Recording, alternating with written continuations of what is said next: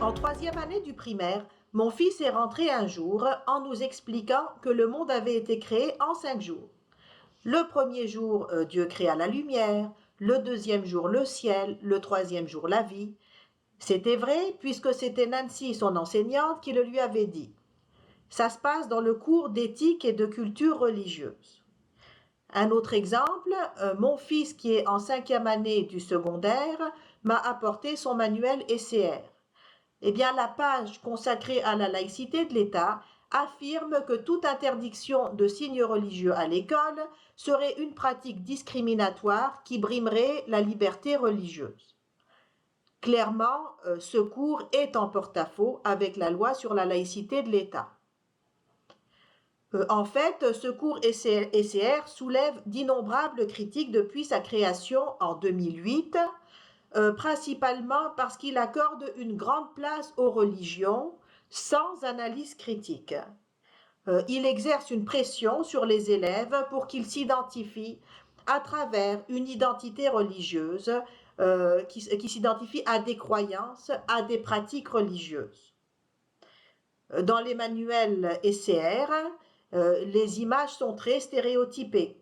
Les jeunes juifs portent des kippas, les chrétiens une croix et les petites musulmanes un voile. La bonne nouvelle, c'est qu'après une dizaine d'années de contestation, le cours SCR sera remplacé, espérons-le le plus vite possible, par un nouveau cours intitulé Culture et citoyenneté québécoise.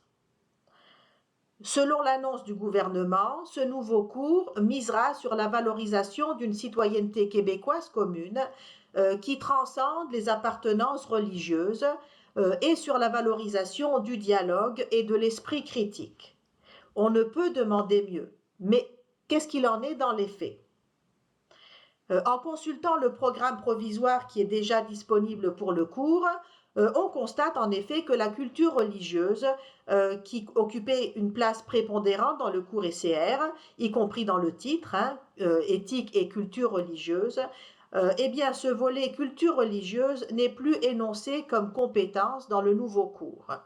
C'est une modification majeure qui devrait permettre, à mon avis, de réduire les représentations des citoyens à travers des identités et des pratiques religieuses. D'accord, mais ensuite, comment rassembler? Quelles sont les valeurs communes? Comment définir une citoyenneté québécoise, un projet commun? Ce sont des questions essentielles, en fait, qu'il faut se poser dans le cadre d'un cours de citoyenneté. Malheureusement, on ne trouve pas de réponse dans le programme provisoire du nouveau cours. Et l'éléphant dans la pièce, eh bien, c'est l'absence presque totale de la laïcité de l'État. À part 2 ou 3 apparitions comme exemple indicatif, la laïcité brille par son absence. Mais alors, qu'est-ce qui va empêcher de continuer à promouvoir la laïcité dite ouverte dans le cours? La laïcité, vous savez, qui interprète la liberté religieuse comme la liberté absolue de pratiquer et même de promouvoir sa religion en tout lieu et en toutes circonstances. La laïcité ouverte, c'est une laïcité sans bras ni jambes qui prône le laisser-faire, l'absence totale de balises.